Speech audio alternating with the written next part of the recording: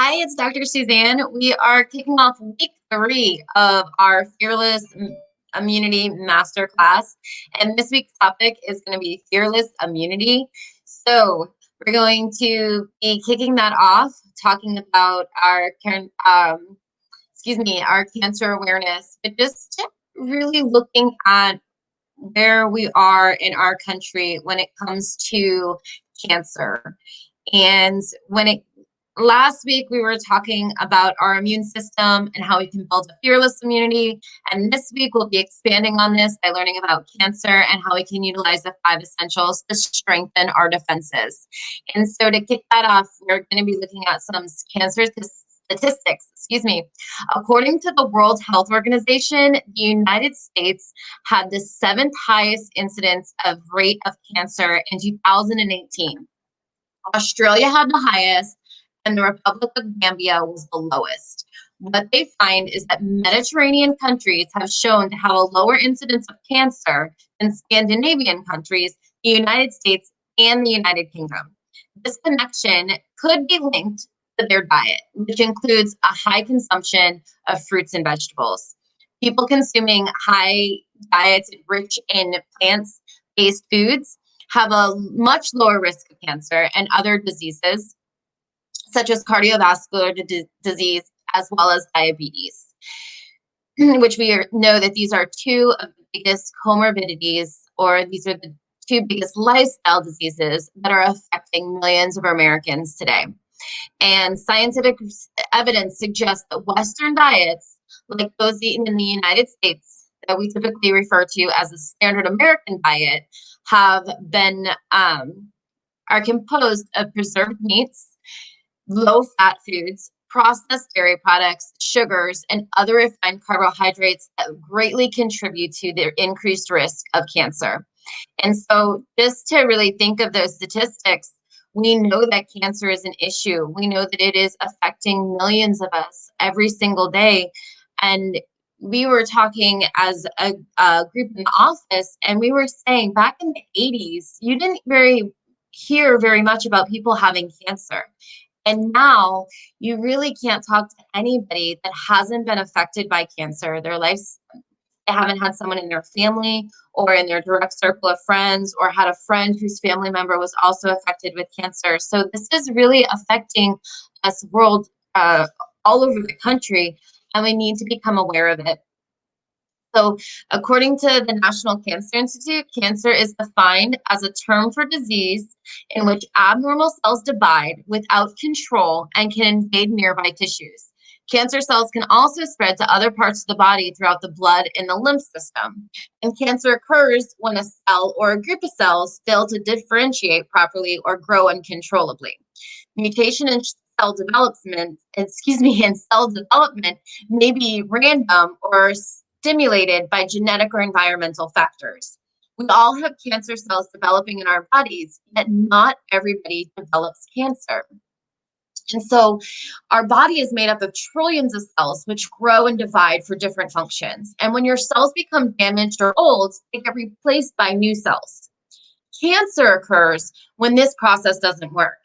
Cancer is the out of control growth of abnormal cells, and then they form a tumor. There are continuous mutations that occur in all living organisms. Most do not turn into cancer, but rather are corrected. The cells go through programmed census, or it's cleared out by your nervous system. However, sometimes the orderly process of cellular division and apoptosis goes wrong, and the cancer is able to invade our immune systems. Mutations affect normal cellular growth, and the division in cells do not die when they should. New cells form when the body does not need them and can continue to divide until they form a tumor and disrupt organ function. And so cancer is the body's natural immune response that is not successful. In other words, cancer is the result of a rapid production of damaged or diseasing causing cells that overcome the body's ability to fight them off. And so we're going to really talk about some functional factors that involve in cancer susceptibility. The first one is adrenal dysfunction. You remember we were talking about your adrenals on the very first week, and your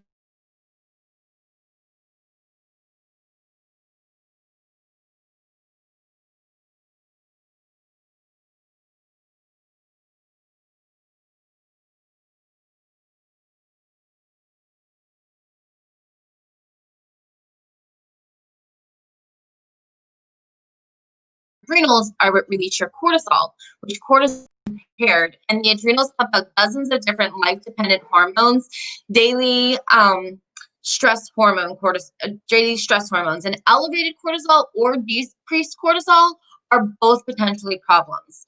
Elevated cortisol causes an impaired immunity, which in turn perpetuates elevated cortisol levels. Ultimately, this cycle can contribute to cancer growth or chronic immune suppression. Decreased cortisol levels are linked to fatigue and depression and has been shown to predict disease prognosis with ovarian cancer and early lung and breast cancer mortalities. Reasons that your adrenals may become dysfunction, and we were talking about this in week 1, is high levels of stress or stressful events, exposure to environmental toxins and pollution. And remember, our inside air is more toxic than our outside air. So what's in our homes can also be disrupting our adrenal dysfunction. And we're going to be talking more about toxins next week. And then lack of sleep. Remember, sleep is essential to our health. Poor diets, standard American diet, over exercising, or even lack of exercising. So some people might think that person exercises every single day for 2 hours, but it could be causing their body to be in a stressful state for a long period of time. We then have hormonal imbalances, and the connection between cancer and hormones goes beyond commonly identified hormone-dependent cancers such as breast cancer, ovarian cancer, and prostate. All cells have hormone receptors, and it's problematic when the cells receive the hormone message is a cancerous cell. One of the key functions of many hormones is to stimulate growth. So when those hormones go to a cancer cell, it can stimulate the growth of those cancer cells. We also have nutrition depletion. So the American Cancer Society states that diets high in fruits and vegetables reduce the risk of developing cancers of the pancreas, esophagus, larynx, mouth, stomach, colon, rectum, breast, cervix, and lung cancer. The European Perspective Investigation into Cancer and Nutrition, EPIC, was designed to investigate the relationship between diet, nutritional status, lifestyle, and environmental factors and the incidence of cancers and other chronic diseases. The epidemic study examined over 500,000 people in 10 European countries. What they found is that colon cancer had an increased risk when you eat high red meats and processed meats, increased your risk of colon cancer, while fish and high fiber intake actually decreased the risk of colon cancer. Red meats and processed meats also increased your risk of gastric cancers, while fruits, particularly citrus fruits, reduced your risk of gastric cancers. Taking medications over a long period of time can also cause nutrient depletion. Many medications can severely lower the levels of critical nutrients or minerals and vitamins that your body needs. Some of those are oral contraceptives, birth controls, actually lower the levels of vitamin C. And remember, vitamin C is a potent immune system booster. Folate, riboflavin, vitamin B6, vitamin B12, magnesium, selenium, and tyrosine. Statin blockers, so statin drugs, they block activity of HMG-CoA enzyme and also lowers levels of CoQ10. So after we hit 30, our CoQ10 levels start to drop anyways. But if we're then taking the drug, it inhibits our bodies from making CoQ10, which is a very powerful antioxidant and cancer preventative. Protein pump inhibitors increase the risk of vitamin and mineral deficiencies as well, specifically vitamin B12 and C, as well as calcium, iron, and magnesium. We then hit insulin dysregulation. According to research out of Johns Hopkins Bloomberg study of public health in the United States, impaired glucose intolerance or glucose resistance is an independent predictor for cancer. Results of the study demonstrated that people with insulin resistance were 4 times more likely to die from colon cancer and twice as likely to die from any other cancer. Sleep abnormalities, disrupted sleep may contribute to the development of certain cancers. Melatonin is a very powerful antioxidant that's produced by the brain during sleep, and studies have shown that an association between night shift workers, or when you have light in the bedroom, not sleeping in a cave-like dark bedroom, also increases the risk of breast cancer. Liver dysfunction. The process of the liver is to detoxification, and it involves the activity of enzymes. And the main function is to convert fat soluble compounds that can be excreted. The enzymes go through a two-step process to make toxins harmless, and an imbalance on either side of the process can be harmful. We'll be covering more on detoxification and toxic overload next week, but it's something to start really looking at what is toxic in your environment. We have our GI system. So remember, our gut is the powerhouse of our immune system. So we want it to be healthy. And when we're talking about the gut, we're talking about tissue integrity, motility, nutrition, water absorption. So we talked about this last week, but we're also going to be going over how to keep our guts healthy and functioning well. It is probably in my opinion, one of the best things we can do for our health is to have a healthy gut and digestive system. Chronic stress may shorten one's lifespan by 4 to 8 years. There's evidence that psychological stress adversely affects the immune system and the body's natural ability to heal. Chronic stress is detrimental to your health. Stress shuts down your immune system, leaving your body more susceptible to disease. This may also promote tumor growth. Stress may also increase inflammation, which can again increase the risk of cancer. So then we have to think, how do we fix these problems? And a lot of what can be changed, it can happen by implementing the 5 essentials. And although a lot of the times it's better to test than guess, we're going to be covering some advanced testing next week. But things to consider would be saliva testing of adrenal function, testing of your sex steroid hormones, blood testing of your CBC, thyroid, vitamin D, iron, and B12 levels. So diving into the 5 essentials, these are the ones that we focus on, and a healthy lifestyle is centered around them. So core chiropractic, remember that structural correction, taking the pressure off the nervous system, allowing the body to function and heal, as well as supporting the immune system, nutrition, mindset, oxygen and exercise, as well as minimizing toxins. So these essentials are built on the principle that a healthy lifestyle sustains your well-being, maintains your health, and helps prevent disease. And approaching life with the 5 essentials helps you develop a long-term healthy behaviors that will become a part of your life, not feel like a diet, but a part of it's your actual lifestyle. So diving into nutrition, for me, I love reading the book by Dr. Mark Hyman, Food. WTF should I eat? It gets really confusing with all the different fad diets out there. We've never had more access to diet information through social media and the internet. There's also never been so much more confusion or conflicting information. And obesity was labeled a global epidemic in 2000, but over the last 20 years, those numbers have only gotten worse. We also have to think of what we're even is in our food.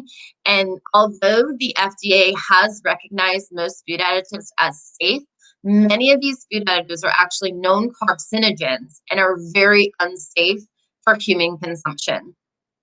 The toxic substances are commonly found in many processed foods, salad dressings. A lot of salad dressings are loaded with sugar. You have soups. Again, they have preservatives in them. Some of them have artificial flavorings in them, artificial coloring in them, as well as sugar, frozen meals, and conventional dairy. We're going to talk more about dairy next week, because we've always grown up thinking that we need to consume a lot of dairy, and it's actually the opposite. These non-foods are another critical reason to follow a whole food diet and really start eliminating the processed foods we're consuming, because they're only driving our health in the opposite direction. We're not building health by eating these processed foods. We're actually driving our way into inflammation and possibly devastating effects on our health, as well as our immune system. So when we get into fats, we think of fats. A lot of times we hear, well, eating fat will make you fat, and it's actually the opposite. That's one of the #1 essential staples that we're missing in the standard American diet. Damaged fats would be your vegetable oils. They're oils that are excreted from vegetables and plants using an oil mill or a chemical solvent, and they're all oftentimes chemically altered. Vegetable oils are extremely high in omega-6 fatty acids. Omega-6 fatty acids are the ones that can drive up inflammation in the body, and they've been linked with diseases such as cancer. Artificial or trans fats are oftentimes known as hydrogenated fats or hydrogenated oils. I believe back in 1990, we started to see all these labels on foods that said trans fat free. And what they did is they never actually took trans fats out of our foods. All they did is they changed the serving size. So if a trans fat is in a food and the serving size is less than 500 milligrams, they can promote their foods as trans fat free. What we need to start doing is looking at the ingredients in our foods and not looking at the shiny little labels that they put on the front of the box. They can make almost anything look like it's healthy. And so looking for those hydrogenated oils, hydrogenated fats, when you're reading any ingredient labels. Next week, we're going to be talking about how to really dive in and read a nutritional label, because it's not about the calories that we're eating, it's about the quality of the foods that we're eating. Again, with hydrogenated oils, this involves pumping hydrogen into the vegetable oils with high pressure, which changes the liquid oil into a solid oil. Both of these vegetable oils and trans fats are extremely inflammatory and have been linked with cancers and numerous other diseases. So really getting good fats. Not all fats are bad. Omega-3 fatty acids are healthy. They're anti-inflammatory fats. They also help boost brain health, heart health, and promote good cholesterol. So we need to boost our intake of omega-3 fatty acids.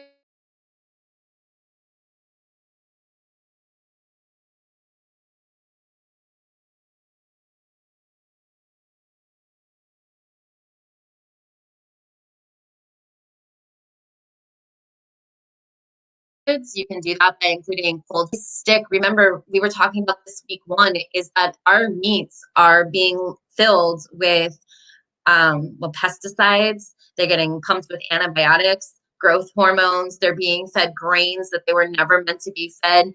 Some farmers are actually using candy to feed their cows because they just want them to get plump as quickly as possible. You can YouTube a video, just put in farmer feeds cows Skittles, and you'll see this farmer saying, "Oh, I just buy all the old candy and I feed it to my cows." Well, ultimately, we are what we eat. So if our cows, or if our meat that we're consuming is filled with toxic processed foods, hormones, antibiotics, ultimately we're consuming that too. So it's very good to look for grass-fed, grass-finished meats, as well as for chicken, you want it to be pasture raised, no longer just free ranged, because free range just means that they had a certain amount of room per chicken, but they were all still pumped together or lumped together. They weren't actually able to graze, decrease their stress levels, wander around a farm, and eat what they were meant to.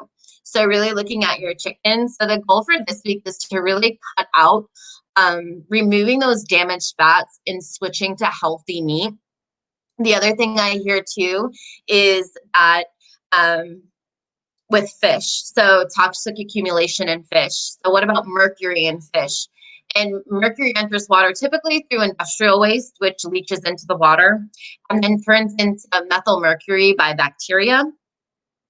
So some small creatures eat these bacteria, which are then eaten by small fish, which are then eaten by the larger fish. It's called toxic accumulation. So the further up the food chain you get, the more toxins are in your fish, making big fish like tuna generally more toxic. So to minimizing these toxins, you can choose cold water fish, wild caught, small fish like salmon. You can also, when it comes to tuna, there's a company called Safe Catch, and they actually measure the mercury in their fish. And if it's too high, they don't allow it to go out into the market. So that's an option if you do like tuna. But really focusing on eating whole food diets. Think of your food made by God and not made by a factory. So as you're consuming a whole food diet, it's choosing the right foods. The nutrient content in the food itself is extremely important. But as we've seen from the previous diet, toxins are hidden in a lot of our processed foods. So choosing organic, eliminating processed foods is going to make a world of difference for minimizing your toxic exposure. We're going to be diving into GMOs and glycophosphates, the toxic exposure, really hitting on gluten sensitivity, gluten intolerance, celiac disease, leaky gut next week. But just really looking at your food and choosing foods, whole foods that don't necessarily need a label, that you don't have to read the ingredients list on. You look at exercise, we talked about this, but again, but during that classic cardio, you can work out for an hour, but sweating and calorie burning quickly depletes afterwards. But during metabolic conditioning, you can perform high intensity, short duration exercise for 12 minutes, but you sweat more and burn more calories afterwards. And remember, sweat is a great way to just start detoxifying your body. We talked about this too, that the nervous system controls everything. And if your spine's out of alignment, the rest of your body will not function properly. I personally feel, in my opinion, the first step to optimal disease prevention is to align your spine. If you think about it this way, if your spine's out of alignment and it's putting pressure on the nerve to your digestive system, and you're consuming all of these great whole foods, but your body's not able to utilize it, is it even worth it? I mean, it's still going to be worth it, but you could be doing so much better. You also have to think of the nervous system for sympathetic nervous system and parasympathetic nervous system. So your sympathetic nervous system is the fight or flight.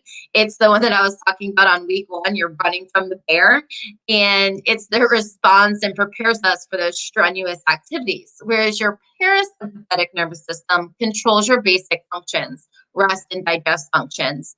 And chiropractic works to balance your nervous system for optimal function. A lot of times after someone will get an adjustment, they'll just say, oh my gosh, I just feel like they feel relaxed because their sympathetic nervous system, again, is functioning and calming the body down, instead of a lot of times we're running around in a sympathetic fight or flight mode. So getting your spine adjusted, getting your spine in proper alignment, and then talking about the certain nutrients that can be difficult to receive from food alone, but making these part of your daily routine. And the first one is curcumin. So it's the active form in turmeric, which is the orange spice commonly used in Indian food. Research shows that curcumin is beneficial for a variety of uses, including inflammation reducing, joint health. It's also been shown that curcumin may be beneficial for cancer risk reduction. One study found that curcumin helped to kill, deplete, and eliminate cancer cells without harming the healthy cells. And this is revolutionary because common cancer treatments like chemotherapy kill both healthy cells and cancer cells. Turmeric can be added to foods as a spice, but most potent curcumin is powerful in supplement form. I take a daily defense every single day, just one every single morning, just to help reduce inflammation, help with just overall health inside the body. The next one is DIM, where you find this in cruciferous vegetables. It's a compound called indole-3 carbinol, which when broken down in the body produces DIM. That big long word that you see on the screen, excuse me. And DIM is ideal for men and women as it helps to regulate estrogen and maintain a healthy balance of hormones.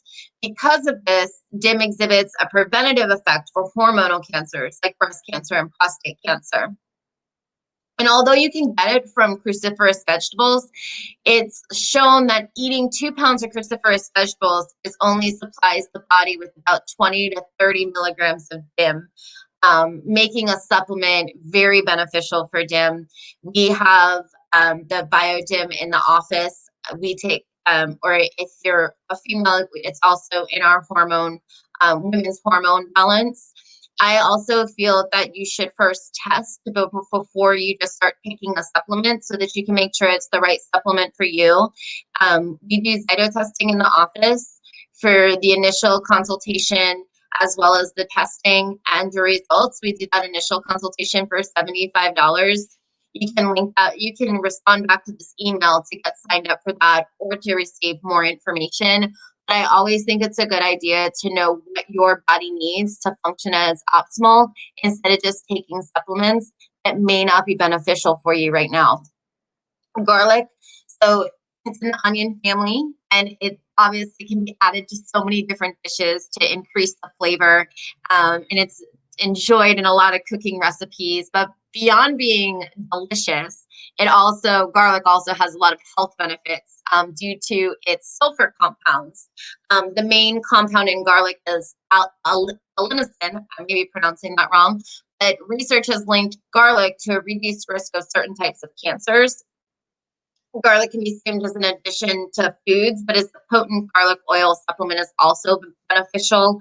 I like to get my oils from doTERRA, and with garlic oil, one of the best places to put the oil, even if you're just feeling like you're getting a little sick, is at the bottoms of your feet. And oils, to be very effective, need to be used every 4 to 6 hours. So putting that on the bottom of your feet, that's where the most receptors are, so you'll get a quicker response.